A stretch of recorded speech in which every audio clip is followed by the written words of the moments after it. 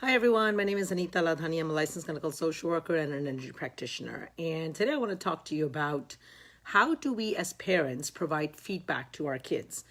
And we all have our own parenting styles, and it's usually based on how we were parented. How our parents treated us is how we tend to subconsciously, without even realizing, pass that on.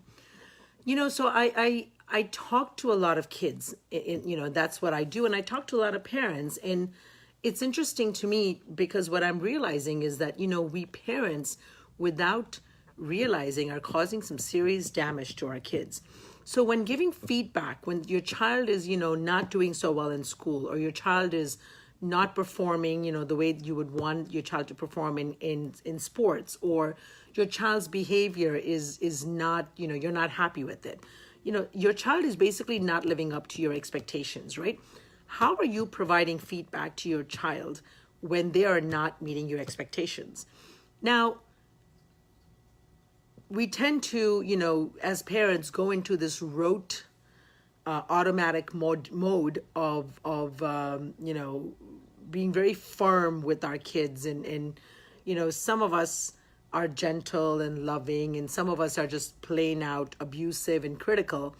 And so where's the balance, right? Because if you're too soft on your kids will sometimes, and I know some of you watching can relate, your kids sometimes end up walking all over you if you're too soft with them. It's this new generation of parenting, that is just soft and loving and whatnot. Nothing wrong with being firm and loving. You don't have to be a doormat and let your kids walk all over you. But on the other hand, there's also the other extreme that I see a lot of, is where parents are just plain out critical. There's confusing the action with the person. So what do I mean by that? Okay, what I mean by that is, just because your child is not doing well in school doesn't make him a bad person. Doesn't make him, or her, dumb or inadequate or lazy. Let's not criticize our children because their actions are not meeting up to our expectations. Because what we are doing, when we're giving feedback, we mean to be helpful. We're thinking that by providing feedback and being tough and critical, we're going to somehow inspire and motivate our kids to do better. But what we're doing instead is we're literally breaking them down. We're criticizing the person, who they are, and in doing that, we are stripping away their self-esteem. We're stripping away their sense of self-worth, because it's our job as parents to make them feel good about who they are. Now, you're going, okay, now you just contradicted yourself, Anita. What do you mean by that, right? How can I, on one hand, you're telling me I'm being too soft, and on the other hand, you're saying I'm being too critical. So what's the balance? Well, the balance is here. The balance is, you can deliver the same message in a loving, respectful manner, okay? You can say something to your child, and have a serious conversation without stripping them of who they are. So, the conversation would be like, hey, Anita, my child, I'm really concerned about your grades. Your grades are slipping. We've talked about this. What is going on here? What do you need? How can I provide help? What do you need? Do you need an extra tutoring? Do you need, what is going on that is not letting you perform at your level best wherever? Now, opening that up to a dialogue, what do you need? How can I be of help? Is usually the first step in the conversation, right? Instead of going into, criticism, instead of going into, I'm really disappointed in you. I can't believe, you're getting these grades. What is going on? I'm spending so much money. I'm making all these sacrifices. And the least, all you have to do is get these grades, and you're not doing it. You just completely provided no help to your kid except tell them what a loser they are and how they're causing you so much pain and grief. Now, there are no loser kids. Please understand that, okay? Kids are usually struggling because of reasons. Bullying is a big issue with school, with kids. So figure out if your kid is being bullied. And some kids don't consider it bullying when they're being teased or when, they're made fun of. And sometimes it's the teachers that are doing some of this bullying. Sometimes it's peers.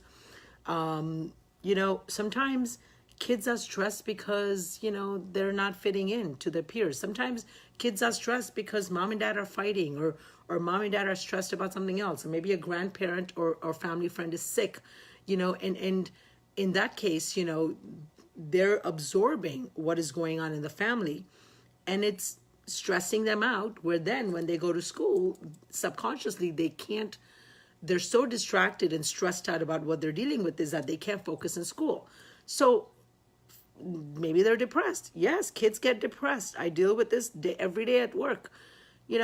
Kids are stressed. And what happens is when kids, and I say kids, anyone under 18, I'm calling them kids, right? When kids, teenagers, young adults, what happens is the younger they are, they don't have the emotional vocabulary to express their emotions. They don't have the emotional maturity to express their emotions.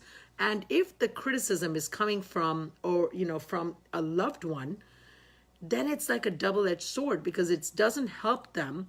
It only helps them feel bad about who they are, and prevents them from even doing anything about it. So have a conversation lovingly.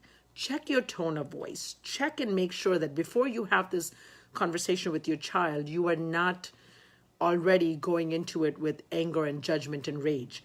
Rehearse, what you're going to say. Make sure you're not criticizing your child. You're giving them feedback about their behavior.